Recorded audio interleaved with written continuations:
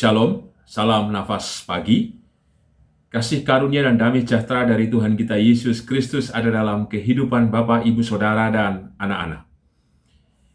Kita berjumpa kembali dalam Renungan Nafas Pagi, yang hari ini didasarkan dari Roma pasal ke-8, ayat 22 sampai dengan 25. Sebelum kita merenungkan sabdanya, mari kita menyatukan hati di dalam doa. Bapa yang penuh kasih, kami mengucap syukur akan keindahan, kekuatan, dan kesukacitaan yang Kau limpahkan kepada kami. Sehingga kami senantiasa menemukan kesegaran, menemukan pengharapan di dalam-Mu ya Tuhan Yesus.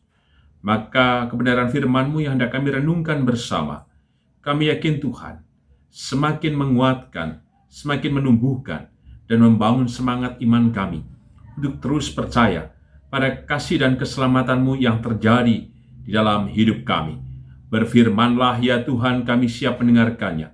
Kuduskan layakan kami ya Tuhan melalui pengampunan-Mu. Di dalam-Mu ya Tuhan Yesus, sang sumber kehidupan dan keselamatan, kami naikkan doa ini dengan syukur, percaya, dan berserah. Amin. Roma pasal ke-8 ayat 22 sampai dengan 25. Demikian sabda Tuhan. Sebab kita tahu bahwa sampai sekarang segala makhluk sama-sama mengeluh dan sama-sama merasa sakit bersalin. Dan bukan hanya mereka saja, tetapi kita yang telah menerima karunia sulung roh, kita juga mengeluh dalam hati kita sambil menantikan pengangkatan sebagai anak, yaitu pembebasan tubuh kita. Sebab kita diselamatkan dalam pengharapan, tetapi pengharapan yang dilihat bukan pengharapan lagi.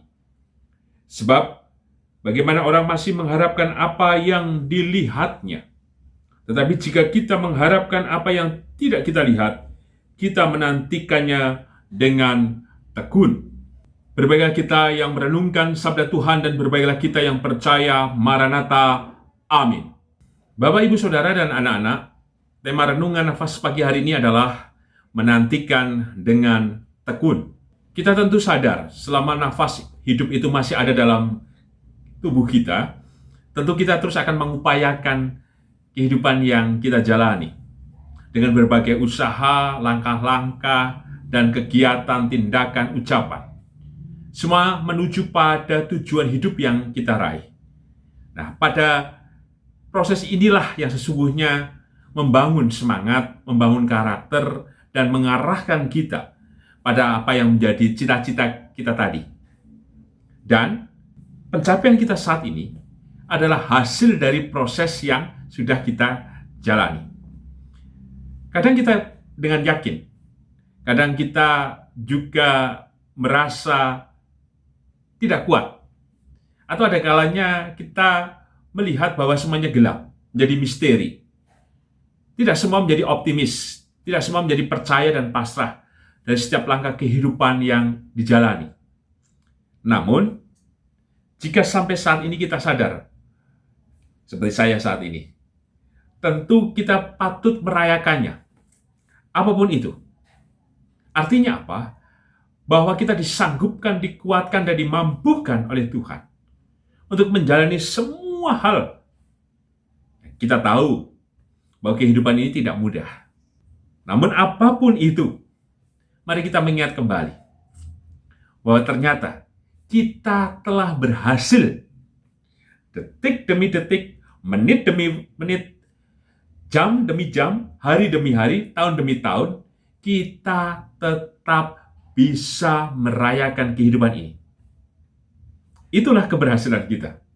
Sekalipun saya tahu bahwa masih ada pergulatan-pergumulan, mungkin masih kenyot, atau kepala pusing, ditempeli koyo di sini, sering masuk angin, asam lambung naik, susah tidur, oleh karena ada proses yang belum selesai. Tetapi kembali, mari kita patut mensyukuri bahwa kita tetap dimampukan, dikuatkan. Lalu apa yang harus kita kerjakan dalam kehidupan selanjutnya? Mari kita perhatikan ayat 24. Sebab kita diselamatkan dalam pengharapan. Pengharapan bukan berarti mimpi. Pengharapan bukan berarti sesuatu yang sia-sia, yang kosong, tanpa bentuk. Kata diselamatkan menunjukkan bahwa anugerah, kuasa, penyertaan, pengorbanan, kemurahan, dan kelimpahan Tuhan Yesus bekerja dalam pengharapan hidup kita. Tuhan akan selalu menuntun, mengarahkan, memberikan jalan kebenaran dan hidup bagi kita yang terus percaya dan berserah kepadanya. Sehingga jaminannya apa? Bahwa kita akan diselamatkan sampai pada harapan hidup kita, sampai pada cita-cita yang kita impikan, sampai dengan apa yang kita mohonkan kepada Tuhan. Asalkan memang kita mau diselamatkan. Artinya, mau dibimbing Tuhan. Bukan membuat langkah atau pilihan sendiri. Supaya tidak ada penyesalan. Sekalipun langkah-langkah yang kita jalani dalam pengharapan yang diselamatkan Tuhan. Seperti tadi saya sudah mengatakan, ada berbagai hal yang membuat kita kadang tersandung, kita merasa dalam pencobaan, kita khawatir dan cemas. Seperti halnya di ayat 23.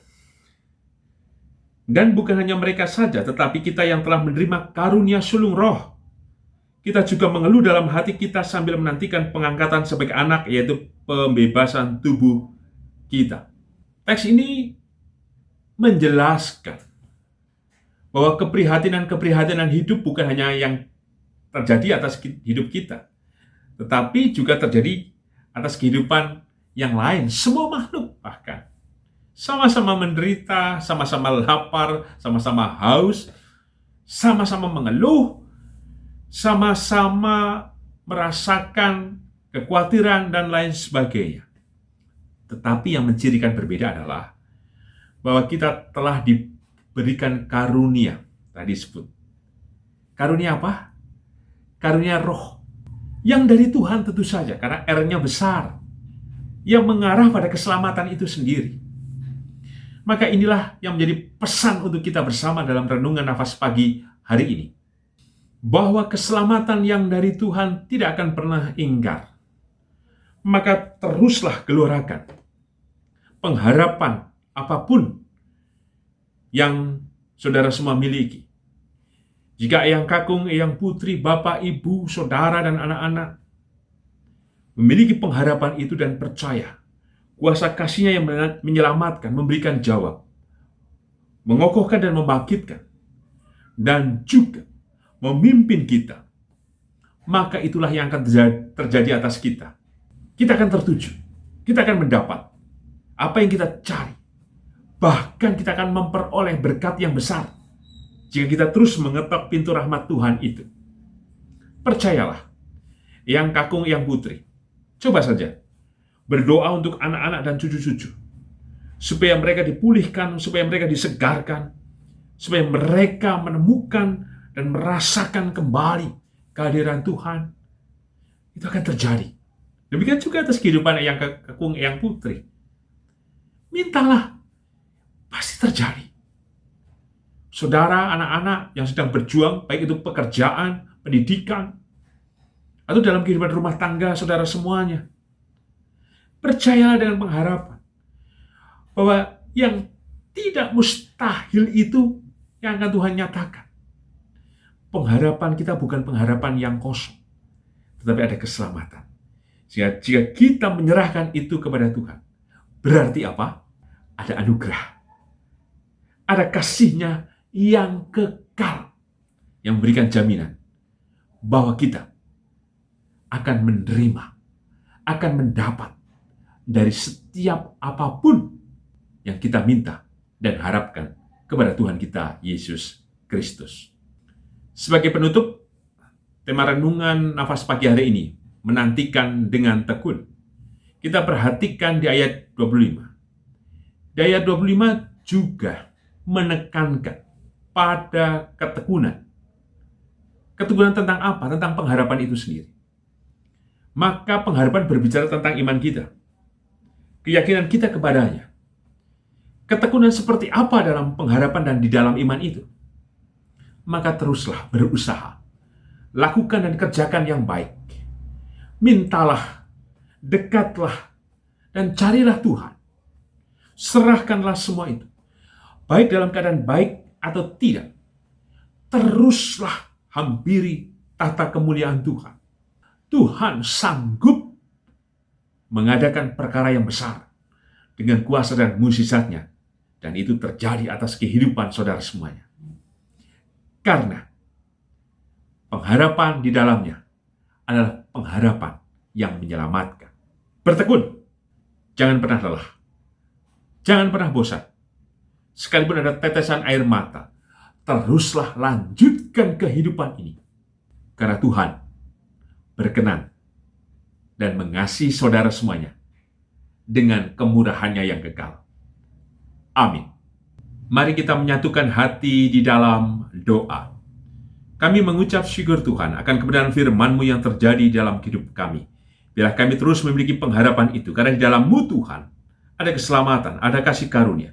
Sehingga kami kiranya dibangkitkan untuk terus bertekun dan percaya bahwa pengharapan yang menyelamatkan dari-Mu adalah berkat, anugerah, kuasa, keselamatan, dan jalan kebenaran dan hidup itu sendiri.